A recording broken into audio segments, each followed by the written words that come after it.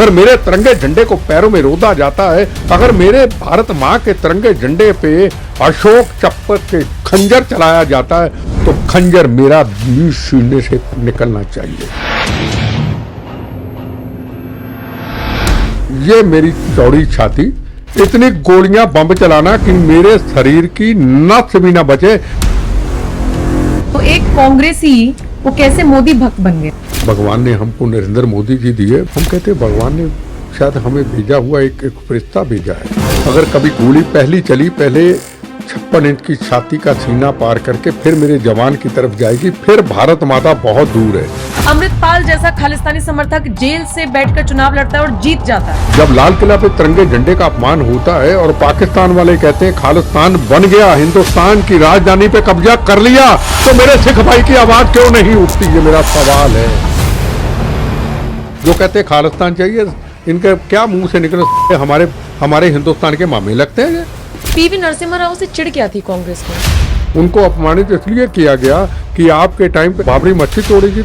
मैं सोनिया गांधी को शिकायत लेके नहीं जा सकता था, पर उस आतंकवादी की माँ सोनिया गांधी को मिलने चली जाती। मैं अखबार दिखा देता हूँ। कैसी महान माँ होगी जिसने इतने बड़े योद्धे को जन्म दिया। हम हजारों बार मर के जन्म ले लें, हम देशभक्त नहीं बन सकते।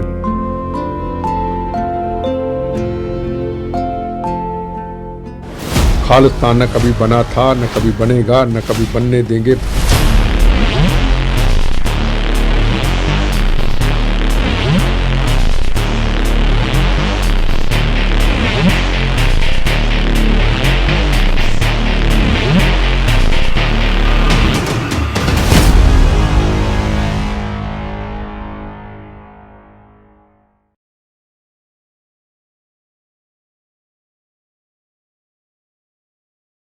चौदह से ज्यादा अटैक, 3 बॉम्ब ब्लास्ट और ये सारी चीजें झेलकर देश के लिए अगर आज भी कोई शख्स हमारे बीच खड़ा है तो उन्हें जिंदा शहीद नहीं कहा जाएगा तो और क्या कहा जाएगा। आज इस खास पॉडकास्ट में स्वागत कीजिए एमएस बिट्टा सर का। सर बहुत बहुत स्वागत है आपका। वंदे मातरम। जय हिंद सर। एमएस बिट्टा साहब के बारे में मैं आपको एक बार ब्रीफ दे देती हूं। वैसे वो किसी पहचान के मोहताज नहीं है, लेकिन फिर भी पीवी नरसिम्हा राव की सरकार में इंडियन यूथ कांग्रेस के अध्यक्ष हुआ करते थे। पंजाब में बेअंत सिंह की सरकार में वो मंत्री रहे। खालिस्तान मूवमेंट के खिलाफ एक लंबी लड़ाई उन्होंने लड़ी, आज भी लड़ रहे हैं। इसके अलावा all India anti terrorist front के वो चेयरपर्सन है। इसके अलावा चूंकि उनकी जान को पल पल खतरा रहता है तो सरकार ने उनको आजीवन Z+ सिक्योरिटी दे रखी है।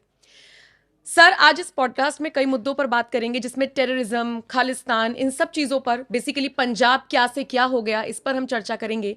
लेकिन उससे पहले सर मुझे बस ये जानना है, देशभक्ति की अलख जो आपके अंदर है, जिस तरीके से आप बात रखते हैं, आतंकियों की हिट लिस्ट पर आप रहते हैं, अब तक आपने हजारों दुश्मन अपने बना लिए हैं, प्रेरणा का स्रोत कहां से आता है?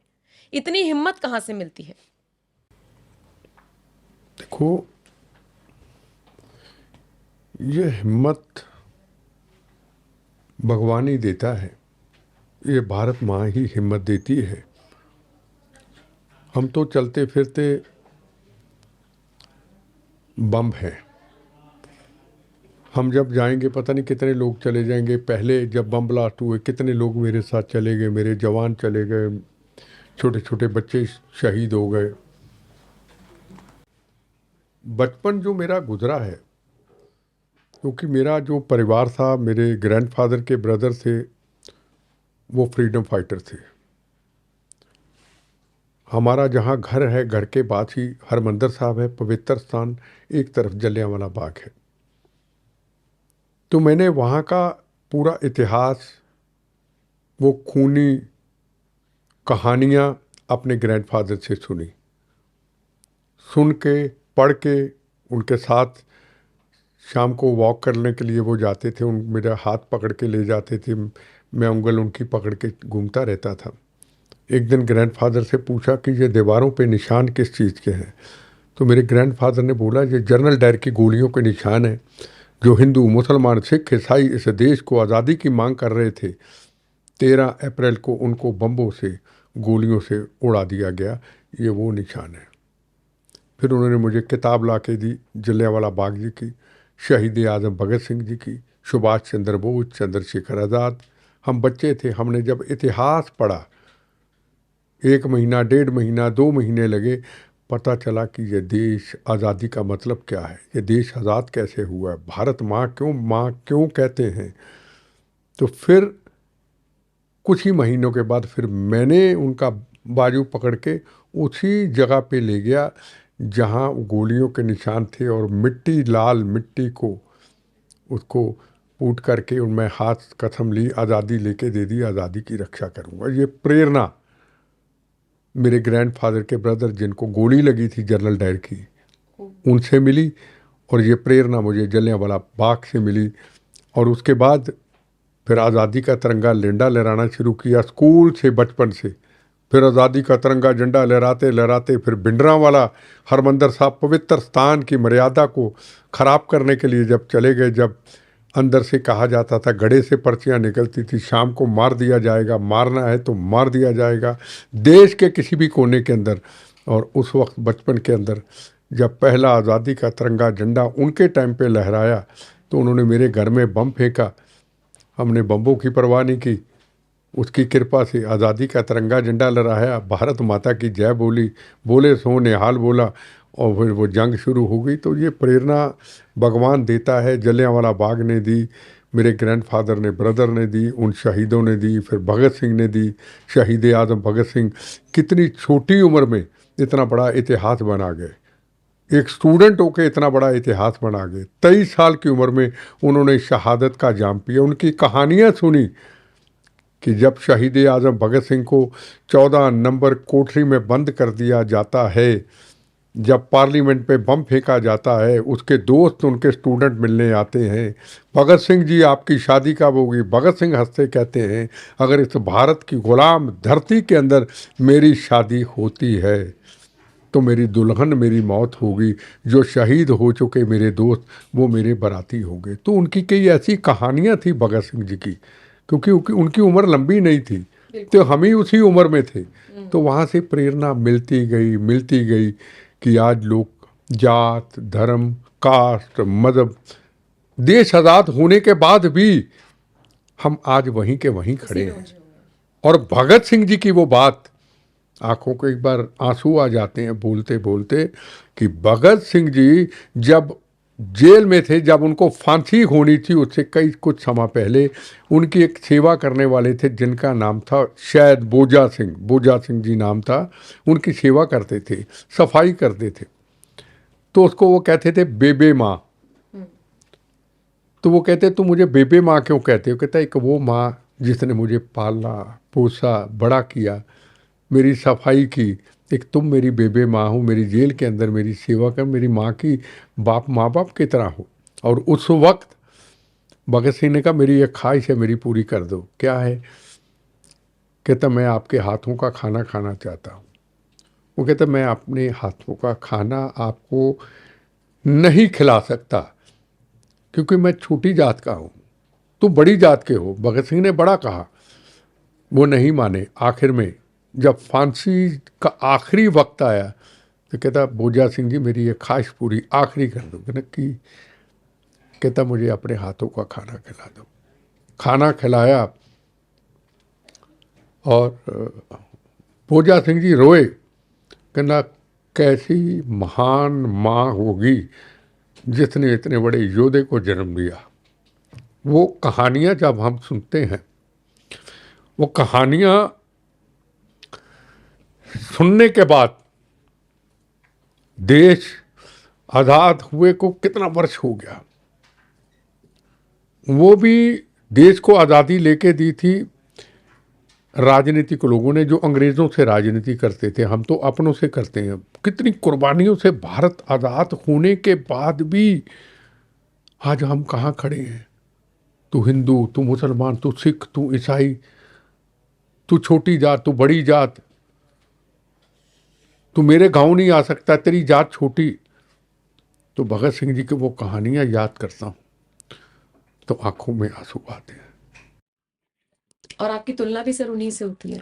हैं? आपकी तुलना शहीद भगत सिंह जी से की जाती है। लोग लिखते हैं ना, कि सच्चा देशभक्त अगर आज के समय में हम कोई देख सकते हैं तो वो एमएस बिट्टा साहब। नहीं नहीं, देखो, हम हजारों बार मर के जन्म ले लें, हजारों बार मर के जन्म ले लें, हम देशभक्त नहीं बन सकते। देशभक्त कहना एक बहुत बड़ा नाम है, देशभक्त। लोग हजार बार दे दें, कहाँ वो देशभक्त, कहाँ आज देशभक्त। बहुत बड़ा अंतर है। हमें कई बार कहेंगे इतने बम खाए, इतनी गोलियां खाई, क्या कुर्बानी। ना, मैं कहना, जिस दिन कुर्बानी लफ्ज बिट्टा के अंदर से निकल गया, जिस दिन कि मैंने ये किया, मैंने नहीं किया, मेरा राष्ट्र है, मेरी भारत माँ है। भारत माँ के लिए उसने कराया, हम कौन है करने वाले। ये खून से बना हुआ है हिंदू मुसलमान सिख ईसाइयों का तिरंगा झंडा। इसकी रक्षा करना, राष्ट्र की रक्षा करना, एक जवान वर्दी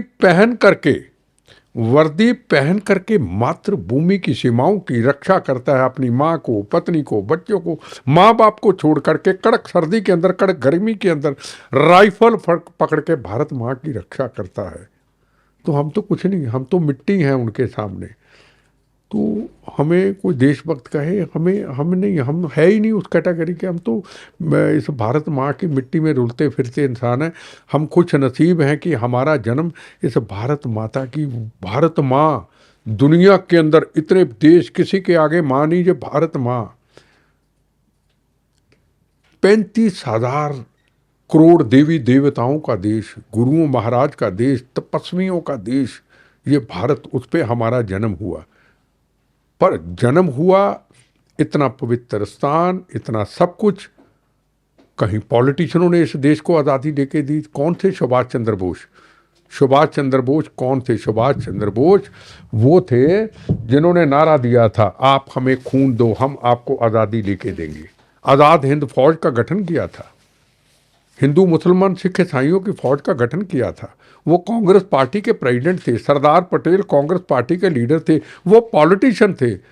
पर उस वक्त के पॉलिटिशियन जब घर से निकलते थे तो कहते थे, मां गोली सीने पे खाएंगे, भारत माता को आजाद कराएंगे। आज का पॉलिटिशियन मां गोली सीने पे नहीं खाएंगे, भारत मां को नोच नोच के खाएंगे।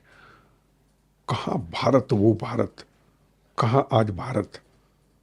आज अगर भगवान ने हमको नरेंद्र मोदी जी दिए, मैं बीजेपी में नहीं हूं, हम कहते हैं भगवान ने शायद हमें भेजा हुआ एक फरिश्ता भेजा है। धर्म और राष्ट्र, लोग कदर करें ना करें, ये लोगों की सोच है। ना होते तो रोज पाकिस्तान, रोज दाऊद इब्राहिम, रोज हाफिज, रोज चाइना, रोज बॉर्डर, रोज जवानों की शहादतें घर घर आनी, हर घर में बॉडी आनी, रोज डेली, कोई दिन खाली नहीं था। लाजपत नगर ब्लास्ट, दिल्ली के अंदर दिवाली के दिनों में ट्रेनों में ब्लास्ट, बॉम्बे के अंदर 26/11 की घटना, पार्लियामेंट की घटना, नक्सलाइटों का हमारे रोज जवानों का शहीद कर देना। आज कहाँ है संकल्प? सुभाष चंद्र बोस, मंगल पांडे, इस्तफाकुल्ला खां, भारत माँ, वो सुभाष चंद्र बोस जी। किसी ने कभी सोचा था कि इंडिया गेट के अंदर जहाँ अंग्रेज़ों की निशानियाँ थी, वहाँ उठा के एक वो योद्धे का नाम आ गया, नेताजी सुभाष चंद्र बोस, आप हमें खून दो, हम आपको आज़ादी लेके देंगे। उसके पीछे म्यूजियम, उन शहीदों का, फौजियों का म्यूजियम, जो भी दिल्ली में आए दुनिया से, वो सुभाष चंद्र बोस जी को भी सल्यूट करे और म्यूजियम को भी सल्यूट करे। ठीक है, लोग ना करें कदर, पर उस योद्धे ने अपने कर्म को पूरा किया। पहले क्यों नहीं किसी ने किया? मेरा सवाल है आपसे, पहले क्यों नहीं किसी ने किया? पहले क्यों नहीं 370 धारा हटाई? पहले क्यों नहीं राम जन्मभूमि का निर्माण हुआ? इतने बेगुनाह लोग क्यों चले गए? इतने जवान शहीद क्यों हुए? इतनी पब्लिक शहीद क्यों हुई? कौन है उसका जिम्मेदार? अब अगर बंद है तो पहले जो हुए, इसका जिम्मेदार, उसके जिम्मेदार हम पॉलिटिशियन है ना, हमने राजनीति की।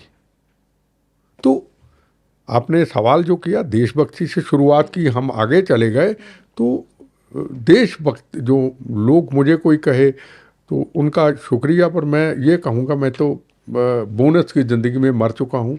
मुझे जो सेवा मिली है, मैं तो यही कहता हूँ हमेशा, आखिरी बार जब भी कभी बम्बों गोलियों से मौत आए, बस मेरे मुंह से भारत माँ यही निकालना, मेरे भगवान हनुमान जी, गुरु जी की यही निकालना, आखिर में मेरा यही निकले, मेरा धर्म भारत माँ, मेरी जात वंदे मातरम, और अपने चरणों में समा लेना, बस ये मेरी आखिरी ख्वाहिश है।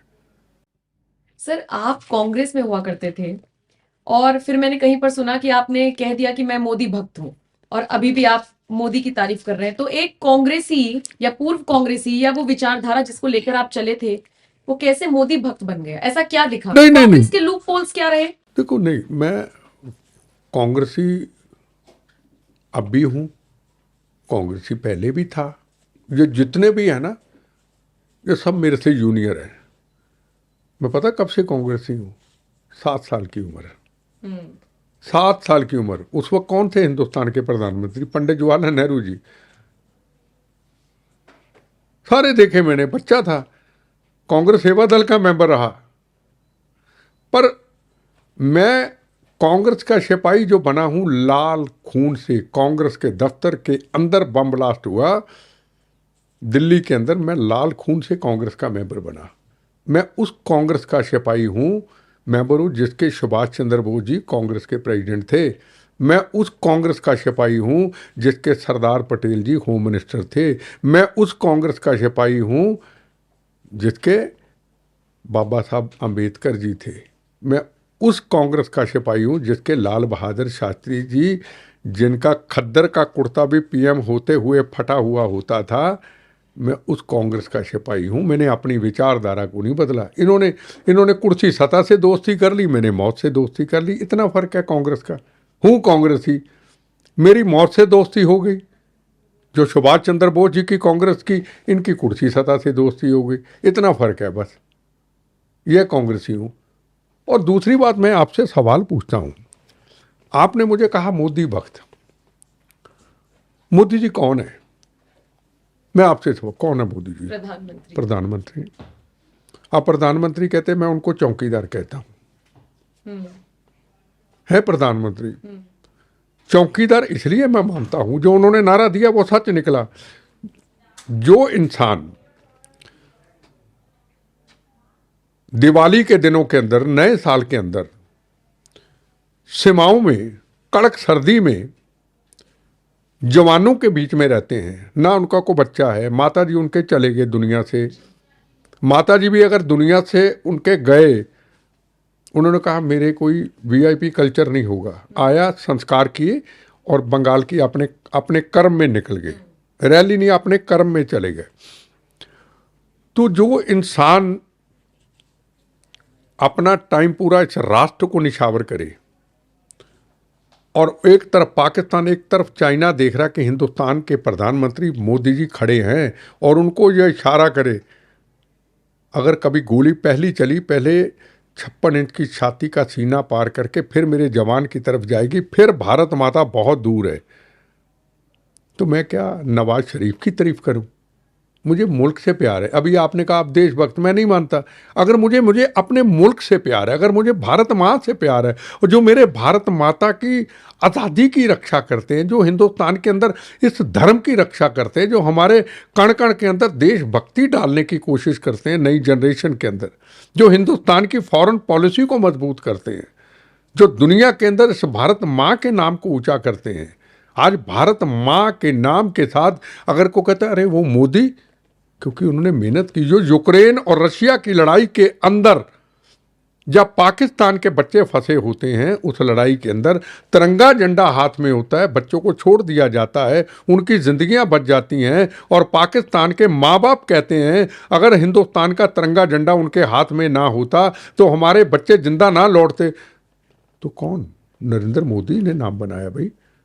यूक्रेन भी साथ, रशिया भी साथ। लाल कारपेट से स्वागत होता है। पहले कभी नरेंद्र मोदी जी को आने की, तो कौन नरेंद्र मोदी कौन है? देश के प्रधानमंत्री, देश के चौकीदार हैं, हमारे प्रधानमंत्री हैं। कांग्रेस ना माने समाजवादी पार्टी, ना माने कोई और पार्टी, इस भारत माँ के चौकीदार प्रधानमंत्री हैं जो रात दिन इस भारत माता के लिए रहते हैं। हमारी पॉलिटिकल लड़ाइयाँ लड़ो, मैं पॉलिटिशियन हूँ ही नहीं, मैंने क्या लेना राजनीति, ना मैंने चुनाव लड़ना है, ना ने मेरे को चीफ मिनिस्टर बनना है, ना मैंने एमपी बनना है, ना मैंने राज्यसभा लेना है, मैं तो भारत माता का पक्ष रख रहा हूँ ना। आपने कहा मोदी भक्त, तो वो तो भगवान का भेजा फरिश्ता है, को माने ना माने।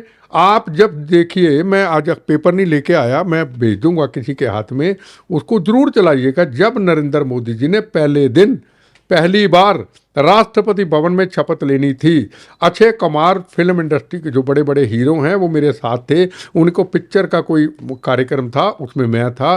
टाइम्स ऑफ इंडिया में स्टोरी छपी, वहाँ की एक पत्रकार प्रिया गुप्ता ने मेरे से सवाल कुछ पूछे, उसमें मोदी जी के ऊपर सवाल पूछा, मेरे मुंह से निकला, पता नहीं कैसे, मुझे नहीं पता, यह भगवान का भेजा हुआ फरिश्ता है। आज सच निकला, मुझे क्या पता था ऐसा होगा, अनुभव किया। बड़ी हेडलाइन में भेज दूंगा, आप चलाइए उसको, तो आप क्या कहोगे उसको, जिस व्यक्ति ने 370 धारा हटा दी, 75 साल की कैंसर की बीमारी को खत्म कर दिया, एक कानून, एक संविधान ला दिया, कोई झंडा नहीं, एक नेशनल फ्लैग, एक संविधान, कोई किसी पे पत्थर नहीं फेंका जाएगा, कोई किसी पे गलत गोली नहीं चलेगी, जो पाकिस्तान से आएगा उनको हम ठोकेंगे, गोली का जवाब गोली देंगे। राम जन्मभूमि, हजारों साल का इतिहास, हमारे राम लला जी अपमानित होते रहे मिट्टी गट्टे में, अंधेरी में, तूफान में, हमारे हनुमान जी, हमारे सीता जी, हमारे राम जी झुग्गी झोंपड़ी में अपमानित होते रहे, हम देखते रहे, दंगे फसाद होते रहे, गोलियां चलती रही, पाकिस्तान से आके आईएसआई वालों ने बम चलाते रहे, राम जन्मभूमि, और उस राम जन्मभूमि का निर्माण हो गया। हम कितने कृतघ्न हैं, हम कितने स्वार्थी हैं हिंदुस्तान के कुछ लोग। आदमी ने राष्ट्र को मजबूत कर दिया, सड़कों का निर्माण, सड़कों का निर्माण, निकलिए आज लगेगा कनाडा, अमेरिका आप आगे, अब यूके आगे सड़कों के अंदर, कोई सामने चीजें दिख रही, पहले क्यों नहीं? सवाल है, पहले क्यों नहीं? इतने जो लोग शहीद हुए कश्मीर के मुद्दे को लेके, हजारों शहादतें हुई, हजारों बहनों के सुहाग उजड़ गए, हजारों बच्चे यतीम हो गए, हजारों खून की नदियां बह गई। अगर आज बंद हुआ, हमारे आपके खून पसीने का टैक्स का पैसा सारा कश्मीर में जाता रहा, उसके बदले में क्या देते रहे? हमें डेड बॉडी, जवानों की डेड बॉडी। एक जवान अपने माँ बाप बच्चों को मिल करके छुट्टी काटने के बाद लास्ट जाता है पत्नी को मिलने के लिए, उसके मन में होता है मैं जा रहा हूँ मौत का कफन बांध करके, मैं तुम्हारे से परिवार से धोखा कर सकता हूँ, माँ से धोखा कर सकता हूँ, बच्चों से, पत्नी से धोखा करूंगा, अपनी भारत माँ से धोखा नहीं करूंगा। उसको पता मैं अपने मिशन पे जा रहा हूँ मौत का कफन बांध करके। माँ भी कहती, पत्नी भी कहती, बच्चे भी कहते, बाप भी कहता मेरा बेटा आएगा, वही डेड बॉडी मैं देखता हूँ 1 महीने के बाद हिंदू मुसलमान सिख ईसाइयों के खून के तिरंगे झंडे में लिपटी हुई हर गाँव में आती थी या नहीं आती थी? बता दी कौन सा ऐसा हिंदुस्तान का गाँव था जहां जवान की डेड बॉडी उनके माँ बाप बच्चों के सामने नहीं आती थी? क्या नरेंद्र मोदी ने खत्म नहीं किया? उसने संकल्प लिया, मेरा भारत माँ है, एक गोली चलेगी 100 गोली का जवाब दूंगा। अब ये पॉलिटिशियन कुर्सी सत्ता के लिए आ गए, कुछ भी पार्लियामेंट में बोल देंगे, कुछ भी कह देंगे। ये मिस्टर चन्नी पंजाब के सीएम रहे, अमृतपाल को छोड़ो जी, वो अमृतपाल जो खालिस्तान के नारे लगाता है, एक भिंडरावाला तो पहले कांग्रेस के उस वक्त के लीडरशिप ने तैयार किया, क्या दूसरा भिंडरावाला तैयार करना चाहते हो आप? उसी पे मैं आ रही थी, पंजाब का हम जिक्र करेंगे, लेकिन मेरा एक सवाल कांग्रेस को लेकर रह गया। आप तो कांग्रेस से जुड़े रहे हैं ना, तब की कांग्रेस में और अब की कांग्रेस में इतना क्या फर्क है कि लोग अब कांग्रेस को नकार रहे हैं, वर्चस्व खत्म हो रहा है? देखो, मैं नहीं कहता नकार रहे, मैं नहीं किसी को बुरा कहूं, मैं किसी को कुछ कहूं, जिस थाली में खाया कभी छेक नहीं करते। पर मैं एक चीज जरूर कहूंगा, कांग्रेस पार्टी ने एक आजादी लेके दी थी, कांग्रेस पार्टी ने एक लीडरशिप तैयार की थी। कांग्रेस पार्टी के अंदर बाबा साहब अम्बेडकर थे, कांग्रेस पार्टी के अंदर सरोजिनी नायडू थी, कांग्रेस पार्टी के अंदर सुभाष चंद्र बोस थे, कांग्रेस पार्टी के अंदर लाल बहादुर शास्त्री थे, कांग्रेस पार्टी के अंदर सरदार पटेल थे, जिन्होंने हमें भारत को उस वक्त राजाओं महाराजाओं से आज़ादी लेके दी। एकता का संदेश दिया। हमारे वही तो प्रेरणा थे, हमने उनसे तो सीखा। वो उस वक्त कांग्रेस थी। आज जो है ना, आप चैनलों पे देखिए हम क्या बोलते जा रहे हैं, हम पार्लियामेंट में देखिए क्या बोलते जा रहे हैं।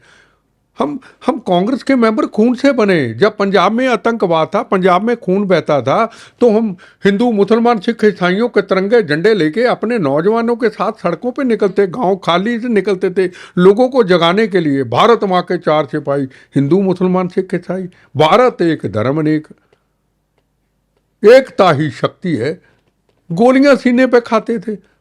हमें को मंत्री थोड़ा बनना था, हमें को सीएम थोड़ा बनना था, हमें नेता थोड़ा बनना था। हम तो वो भगत सिंह की सोच थी। आज़ादी उन्होंने लेके दे दी फांसी के रस्से को चुम के। हम उस आज़ादी की रक्षा करनी, आज़ादी की रक्षा की। तो आज़ादी की रक्षा करके क्या हुआ? 43 साल में जो देखा, आज उससे भी हम आगे बदल गए। बड़े बड़े होर्डिंग, बड़ी बड़ी तस्वीरें, बड़ी जैकेटों में रुमाल, बड़े सुंदर चेहरे मेकअप किए हुए। वाहे, कहाँ गए भगत सिंह? कहाँ गए चंद्रशेखर आजाद जी? कहाँ गए राजगुरु सुखदेव? कहाँ गई लक्ष्मी रानी? कहाँ गए तातियां टोपे? कहाँ गए जी सरदार पटेल जी? कहाँ गए हमारे आदर्श? कहाँ गए जलियांवाला बाग की तस्वीरें? कहाँ हिंदू मुसलमान सिख ईसाई? कहाँ? हमें देखो। अरे तुम कौन हो भाई? मंदिर गुरुद्वारे बाद में जाना, गिरजाघर बाद में जाना, पहले हमारी तस्वीर देके फिर तुम मत्था टेकोगे है या नहीं। मुझे सही किसी गुरुद्वारे, मंदिर, गिरजाघर कहीं चले जाओ, हमारी तस्वीरें। राष्ट्र कुर्बानी कैसे मिली, देश कैसे आज़ाद हुआ? भगत सिंह ने फांसी के रस्सों को क्यों चूमा? 23 साल की उम्र में शहादत का जाम क्यों पिया? चंद्रशेखर जी ने इतनी बड़ी कुर्बानी क्यों दी? इतना बड़ा देश, कुर्बानियों का देश, इतनी बड़ी विरासत हमारे लिए वो छोड़ गए। और हम आज कहाँ खड़े हैं? हमने क्या सीखा? हम बदल गए, हम बदल गए। सब तरफ ऐसा है, हम बदल गए। हाँ, कुछ चंद लीडर हैं जिन्होंने वो चीज़ों को, जो पुराने इतिहास को, आपके चीफ मिनिस्टर योगी जी हैं जी, हमारे मोदी जी हैं, हमारे नितिन गडकरी जी हैं, डॉक्टर मनमोहन सिंह जी थे, नरसिम्हा राव जी भी थे। अच्छे लीडर थे। जो किया स्पष्ट किया, स्वार्थ नहीं था, अपना मतलब नहीं था कोई। बाकी आज के नेताओं में तो स्वार्थ है। आज के नेताओं में तो देखो, मैं नेताओं की, सब नेता ले लो, कांग्रेस पार्टी को के लगो, सब हम ऐसे ही। सही बात है। सर, पंजाब का भी जिक्र कर रहे थे हम लोग। आपने तो पंजाब को बचपन से बहुत बारीकी से देखा है। वो पंजाब जो 30, 40, 50 साल पहले का, जिसमें विकास भी था, हरियाली भी थी, एकता भी थी, सारी समृद्धि थी। लेकिन अगर आज के पंजाब की बात करें तो नशा है, तस्करी है, यूथ पूरी तरीके से डिस्ट्रॉय होता हुआ नजर आता है।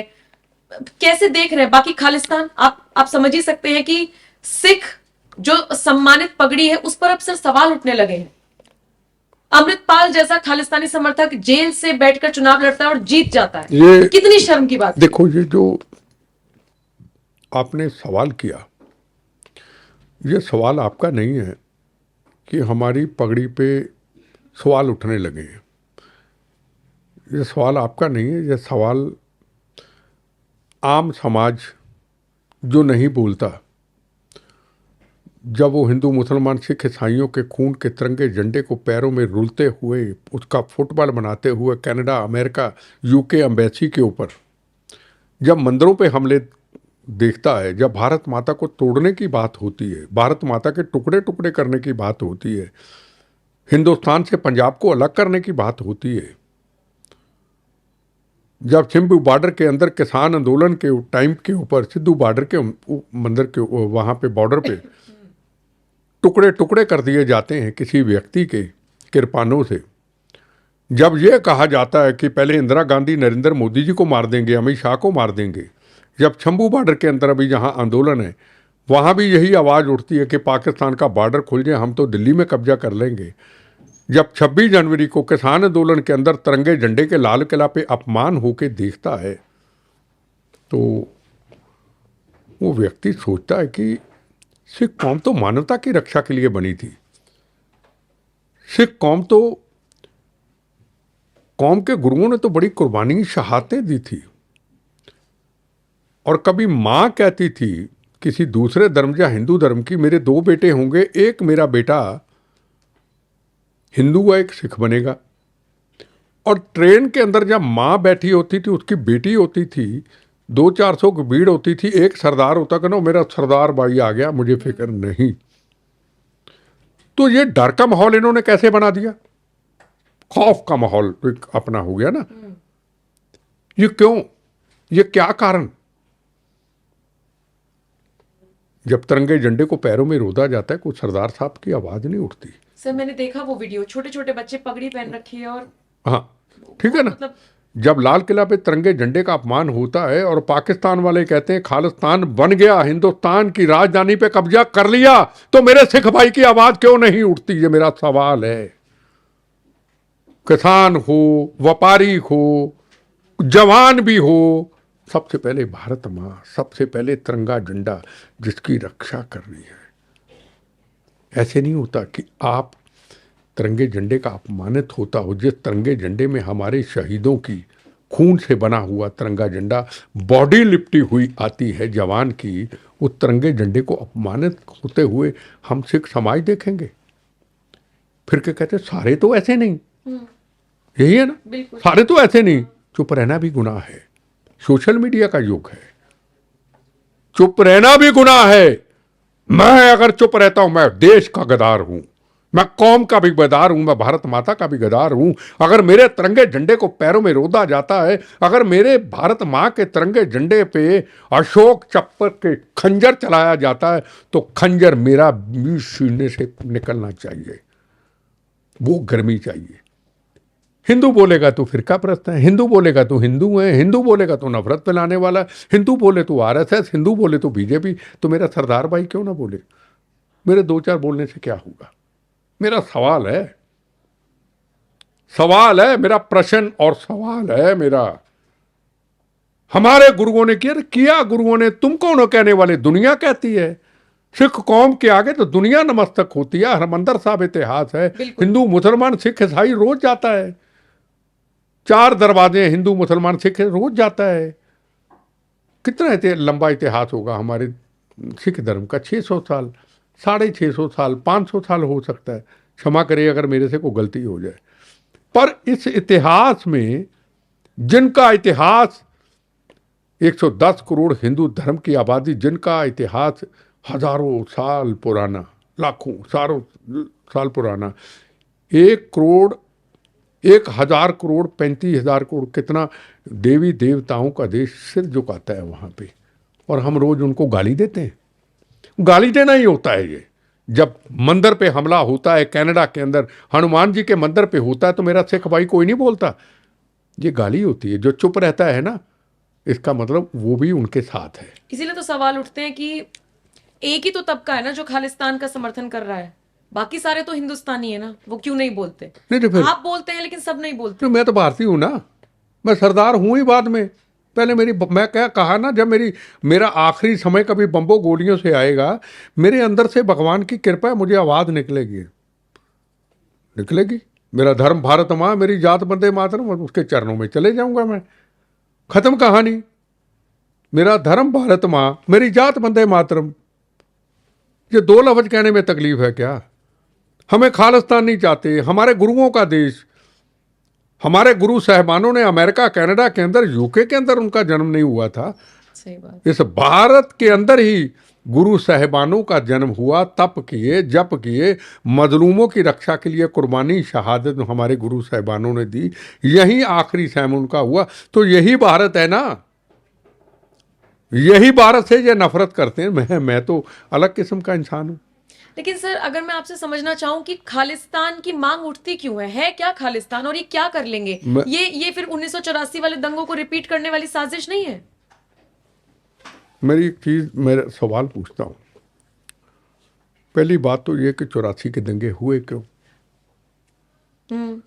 भिंडरा वाले की वजह से, पूरा ऑपरेशन ब्लू स्टार और रिएक्शन हुए क्यों? को कहानी लंबी नहीं, को किताब लंबी नहीं है। बिल्कुल। अगर इंदिरा गांधी को ना मारते तो 84 के दंगे होते?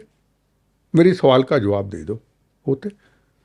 अगर भिंडरांवाला हरमंदिर साहब को किला ना बनाता, पवित्र स्थान को जहां पूरी दुनिया नमस्तक होती है, अपने आप को बचाने के लिए किला ना बनाता भिंडरांवाला, 36,000 लोगों को मार करके अंदर में शरण लेने वालों को अंदर ना लेके जाता, तो क्या ब्लू स्टार ऑपरेशन होता? किताबें लिख दी लोगों ने, मैं तो खुली किताब हूं।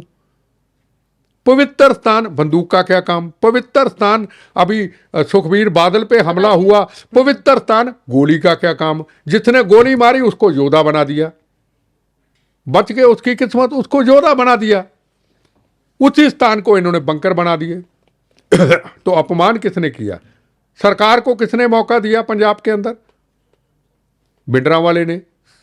फौज ने कहा 2 दिन लगे रहे, बाहर आ जाओ, बाहर आ जाओ, गोली नहीं चलाना चाहते, वो बाहर आए नहीं आए। अगर मैं उसकी जगह पे सच्चा सिख होता, भिंडरांवाले की जगह पे मैं होता, फर्ज करो मैं उसकी जगह पे होता, फौज बाहर होती, कहते गोली चलाएंगे, बम चलाएंगे, आप बाहर आ जाओ, तो मैं कहता जी मैं बाहर आया, ये मेरी चौड़ी छाती, इतनी गोलियां बम चलाना कि मेरे शरीर की नस भी ना बचे, पर मेरा पवित्र हरमंदिर साहब, मेरे गुरु साहिबानों का हरमंदिर साहब, जहां दुनिया नमस्तक करती है, वहां एक गोली का बिल्कुल कंकर भी ना लगे। मैं मर जाऊं तो मर जाऊं हजारों बार, पर मेरे हरमंदिर साहब पे कंकर ना लगे। अरे आप काहे के योद्धा रहे? अपने शरीर को बचाने के लिए, अपने आप को बचाने के लिए, अपनी जिंदगियों को बचाने के लिए हरमंदिर साहब आपने ढह ढेरी करा दिया, फोर्स को मौका दे दिया, बंकर बना लिया आपने।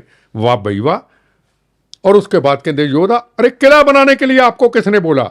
ढाल बनाने के लिए किसने बोला? हम कभी ढाल ना बनाते, इन्होंने ढाल बनाया। को बोलने को तैयार नहीं, हिम्मत ही नहीं। 36,000 लोग मार दिए पंजाब के अंदर। अब उसको संत जरनैल सिंह भिंडरांवाले कहते तो ठीक है, फिर क्या करें अपन? बोलते कोई नहीं। और भी संत हैं, हमारे जैन धर्म के संत हैं, हमारे और साधु संत हैं। क्या लोगों को मार के संत बनते हैं क्या? उनको संत कहा जाता है क्या?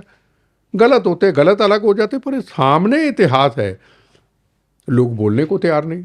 जितनी देर तक हिंदुस्तान के अंदर, जैसे आपने सवाल किया, हर गुरुद्वारा साहब से आवाज़ नहीं उठेगी, ये पन्नू जैसे देश के दुश्मन, ये देश को तोड़ने वाले, तिरंगे झंडे का अपमान करने वाले, भारत माता के टुकड़े करने की बात करने वाले, चाइना के एजेंट, पाकिस्तान के एजेंट, आईएसआई के टुकड़ों पे पलने वाले, हम इनके साथ नहीं हैं। हम भारतीय हैं, हम खालिस्तान नहीं चाहते, ये हमारे गुरुओं का देश है।